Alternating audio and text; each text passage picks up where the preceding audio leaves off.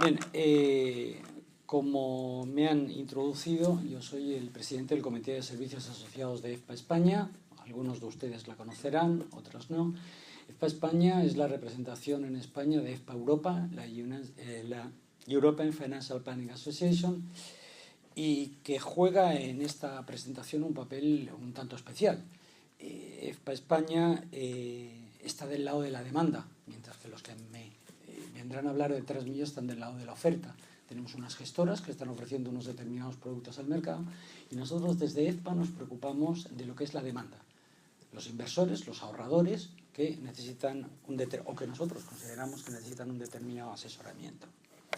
Cuando estamos hablando de EFPA España, estamos hablando de la mayor asociación de asesores financieros. Tenemos 20.000 asesores acreditados. Hemos sido de los primeros en salir a las listas que la CNMV ha reconocido como entidades que cumplimentan todos los requisitos que establece MiFID II, que aún está por transponer. Luego me referiré finalmente a un punto importante desde el punto de vista de lo que supone EFPA en este tema. Desde EFPA, ¿qué nos preocupa cuando estamos hablando de las personas físicas que forman parte de nuestra asociación? Nuestra asociación está formada por asesores, personas físicas.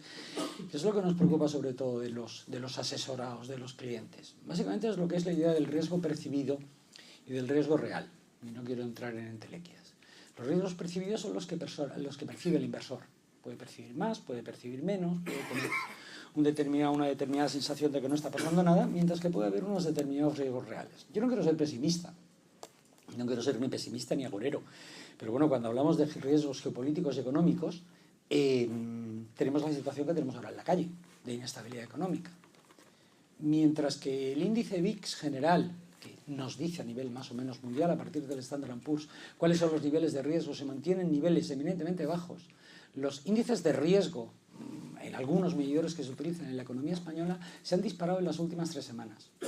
El riesgo percibido, lo que es el riesgo real.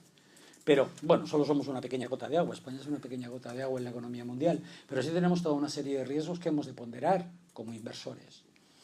Tenemos todos los riesgos que tenemos en Europa, con la aparición de los populismos de derechas. Alemania, más o menos, han surtit con las elecciones que han tenido. No vamos a tener gobiernos muy estables, pero bueno, Alemania, eje de la Unión Europea, está ahí, pero están pendientes las elecciones en Austria, están pendientes las elecciones en Polonia, todo eso puede afectar a la estabilidad de lo que es la Unión Europea. Otro frente de riesgo más o menos percibido es la economía de Estados Unidos. Hace un año aproximadamente, por estas fechas, un poco después estábamos hablando de lo que era la elección de Trump y todos veíamos la línea que Trump tenía. Vamos a hacer un gran plan de inversiones, eso va a hacer que suba la inflación, eso va a hacer que suban los tipos de interés, esto será jauja y las bolsas brotaron. Bueno, no sabíamos si era ruido o no era ruido, hay muchos analistas que dicen que era solo ruido, ¿vale? Ahora tenemos a un señor Trump que, como ha dicho, que como va a bajar mucho los impuestos de las empresas, pues la bolsa ha vuelto a subir. Jugamos mucho con todo lo que son los beneficios por acción, los earnings per share, pero también sabemos efectivamente que ese cociente se está arreglando muchas veces por recompra de acciones por parte de las compañías que están recurriendo en endeudamiento barato. Y eso supone un equilibrio un tanto raro. Tenemos otro problema en China, no solo por el problema del crecimiento y cómo reorienta su crecimiento a operaciones exteriores o a consumo interno. En China ya se está anunciando que puede haber una bomba de relojería que es toda la banca en la sombra. En Europa, en Estados Unidos, los bancos centrales pueden intentar controlarlo.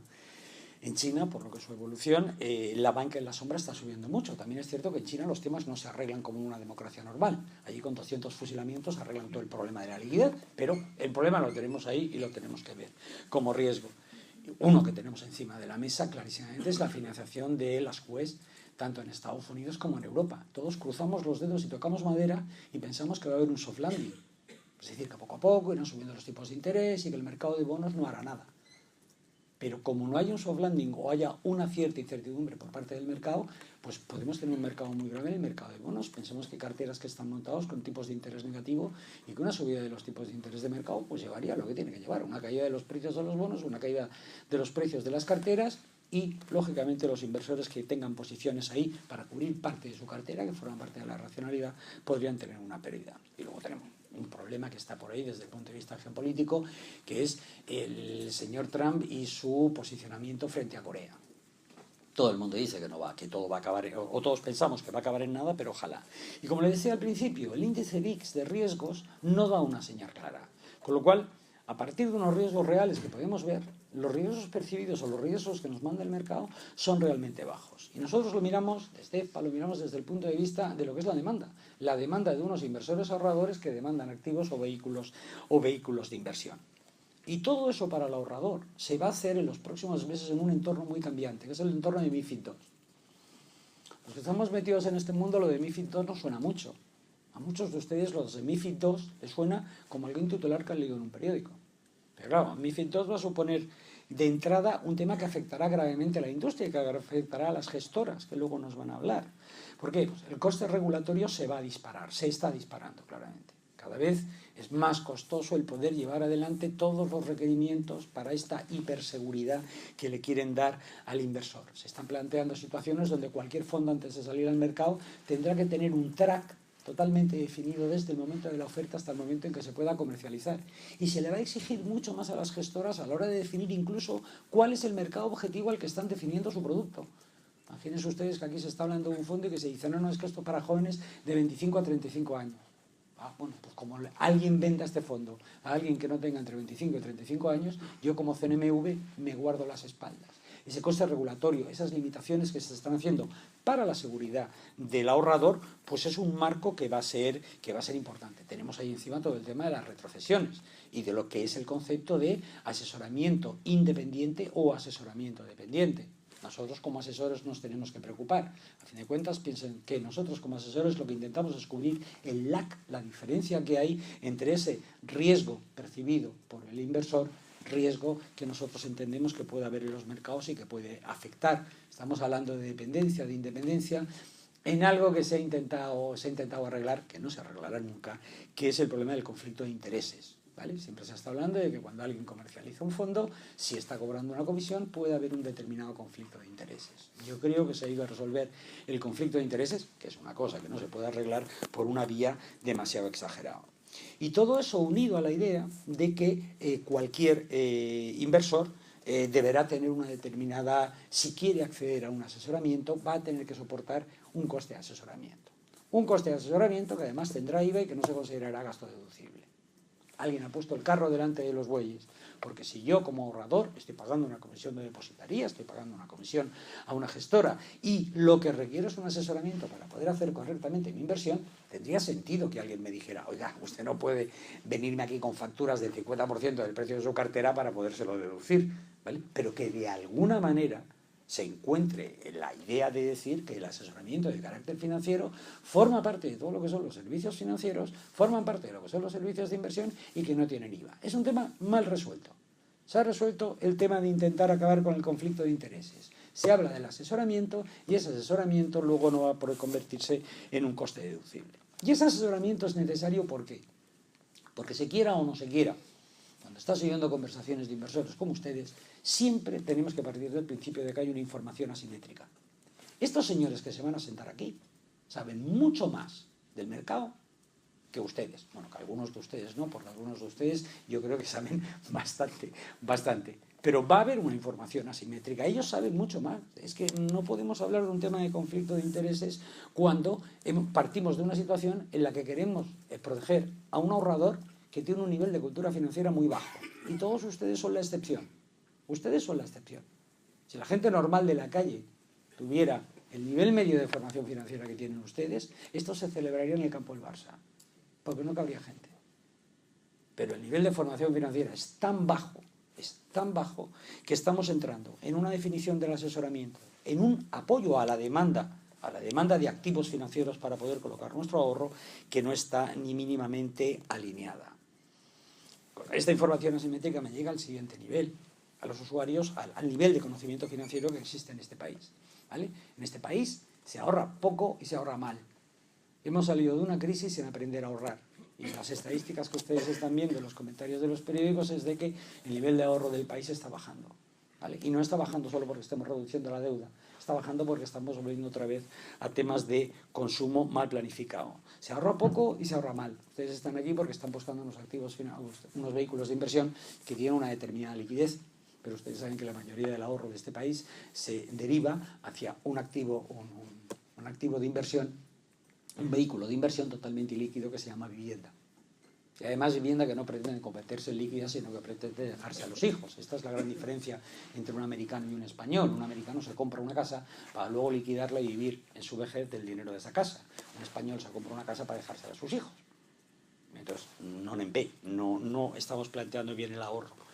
Esa ignorancia desde el punto de vista del ahorro, desde el punto de vista del usuario, es lo que nos lleva a que no se tenga clara normalmente lo que son esas tres patas fundamentales, que son la rentabilidad, el riesgo y la liquidez. Ustedes están buscando vehículos de inversión que tengan liquidez e intentar compensar luego la rentabilidad y el riesgo. Espero que si tengo más riesgo, tendré más rentabilidad, voy a aceptar a títulos que me den menos riesgo, pero de alguna manera estoy aceptando que me den liquidez. Y no hay duda que en todo este entorno de MiFID II, de usuarios de bajo nivel de asesoramiento independiente, pues vamos a tener usuarios excluidos del asesoramiento. Y eso no es una cosa nueva, sabemos que ha pasado en el Reino Unido. En el Reino Unido, cuando entró en vigor la RDR, la nueva regulación sobre todo lo que era la distribución y el asesoramiento, pues se sabe de miles de usuarios que han quedado excluidos. ¿Y dónde nos llevan los usuarios excluidos? Pues a un invento tecnológico, los robo-advisors. ¿Quién no ha oído hablar de los robo-advisors? Parecen la panacea. Cogeremos un telefonillo, meteremos un botón y entonces saldrá. Bueno, una de mis actividades, aparte de estar en EFPA como dentro de la mesa, es estar dentro de todo lo que son sistemas tecnológicos de Big Data, de evaluación de datos y de todo lo demás. Y yo sé perfectamente qué es lo que se hace, no sé cómo funciona un tema, un robo-advisor, cómo funciona la idea de poder saber cuál es el nivel de riesgo que un usuario está dispuesto a aceptar, primera base de la utilización de un robo-advisor, y segundo, el poder establecer la recomendación de carteras. Todo se basa en una serie de algoritmos que han sido desarrollados por un ser humano. Iba a decir por una persona humana, no, por un ser humano, ¿vale? Varón o no varón. Y eso es un algoritmo matemático. Y el algoritmo matemático es algo que se va perfeccionando en un plan iterativo. Con lo cual, cuando alguien llega y dice, no, voy a entrar en un robo-advisor, y se cree que está entrando en un mundo neutro, que sepa desde el primer momento que está andando en el mundo neutro que definió quien definió el algoritmo. No presupongo mala fe en la definición del algoritmo, pero está ahí. Claro, yo puedo definir el riesgo que tiene, que está dispuesto a aceptar un cliente con 13 preguntas, 15 como mucho. Me parece un poco difícil. Y el riesgo es el Roubaix de Lowe. El riesgo que está dispuesto a aceptar un inversor es el Roubaix de Lowe y que una asesora debe tener en cuenta. Por toda esta historia, por todas estas ideas que yo les he dicho de riesgos percibidos y de riesgos reales, los que vemos y lo que no vemos, el entorno de MiFID y asesoramiento que vamos a tener, coste para las gestoras a la hora de tener que hacer todo ese asesoramiento que luego no se va a poder repercutir dentro de las retrocesiones, con esta información asimétrica, con este bajo nivel de información, es cuando nosotros entendemos que asociaciones como EFPA tienen sentido. Piensen ustedes que nosotros nos constituimos en el año 2000, cuando MiFID I eran solo 4 líneas de un determinado borrador. Nosotros entendimos en aquel momento que el asesoramiento financiero, el puro asesoramiento financiero, había que autorregularlo. Y nos impusimos una autorregulación. Una autorregulación que era, cualquiera que quisiera tener la acreditación de EFPA tenía que pasar un examen que no es precisamente blando, y además tenía que acreditar una formación cada 2 años con un determinado número de horas en un determinado número de cursos que se tenían que analizar. MiFID I en 2007 empieza a definir lo que es un poco la figura del asesor. No fue suficiente, piensen ustedes, en 2007 se hace MiFID I y en agosto de 2007, pataplaf, empieza la crisis de la que ahora cumplimos 2 años. Por eso ahora estamos hablando de MiFID II. MiFID II sí que ha definido muchísimo más, o ha querido definir con mayor detalle, lo que es la figura del asesor financiero. Y las conclusiones que ha tenido se aproximan o prácticamente están en la línea de lo que EFPA propuso en el año 2000. Primero, para poder ser asesor financiero, diferenciando los niveles, el asesoramiento y la pura información, se tiene que pasar un determinado examen y se tiene que acreditar una determinada formación. Quizás nosotros tenemos una diferencia frente a otros que no hemos logrado que la CNMV nos acepte y esperamos que, como esto va evolucionando, sí que lo acepte. Y es que todos nuestros asociados están obligados a firmar un código ético. Un código ético que ya en el año 2000 decía que lo importante es el cliente y el asesoramiento al cliente. Les vuelvo a repetir, en EFPA los asociados no son entidades financieras, ni gestoras, somos muy amigos de ellas. Pero los que forman parte de nuestra asociación son personas físicas. Son los asesores y asesoras que están en contacto con el público, con distinto nivel. No solo pueden informar, Otros pueden dar asesoramiento e incluso llegar a la planificación financiera. Estamos orgullosos de lo que EFPA ha conseguido. Creemos que la figura del asesoramiento es importante. Creemos que por los riesgos percibidos, por los riesgos que efectivamente hay en el mercado, la necesidad de asesoramiento es importante, y creemos que el asesoramiento financiero de verdad cuajará. Primero, cuando haya más cultura financiera, cuando uno no vive en una tribu, o los que vivían en unas tribus y no sabían lo que era la enfermedad, se encomendaban a un chamán, y ahora te encomiendas a un médico que tenga la carrera hecha, ¿vale? Nosotros siempre decimos que cuando uno tiene un problema jurídico no habla con su vecino o con el cuñado, habla con un abogado. Sin embargo, uno va bajando la escalera y el vecino le dice: oye, me acabo de vender las Inditex porque han bajado y las compraré el mes que viene. Pues hay que comprar Inditex, ¿qué le vamos a hacer? ¿Vale? Entonces, bueno, siempre es bueno contar con lo que es asesoramiento. Problema no resuelto en el asesoramiento. Tendrá más sentido todavía cuando aumente la cultura financiera, como yo les digo, y cuando, de alguna manera, desde el punto de vista de Hacienda, se intente regular exactamente qué es el asesoramiento como necesidad dentro de lo que es el proceso de inversión. Desde EFPA, adicionalmente, como no tenemos nada que hacer con todo esto, estamos intentando aumentar el nivel de lo que es la cultura financiera, no solo a nivel de escuelas, sino a nivel de adultos. Para eso hemos desarrollado un programa de educación financiera que, gratis et amore, lo que intenta es incrementar el nivel de cultura financiera de los ciudadanos de a pie, intentando enseñarles lo que son los rudimentos de la cultura financiera y del ahorro, e intentando enseñarles la diversidad de productos financieros que hay en el exterior, de vehículos de inversión que se pueden hacer, viendo exactamente pues que para que no se llegue quizás a situaciones como las de ahora, ¿no? Llega fin de año y empiezas a ver muchos artículos, o te llaman para que hables artículos de: oiga, está llegando fin de año, ¿qué hago con el plan de pensiones?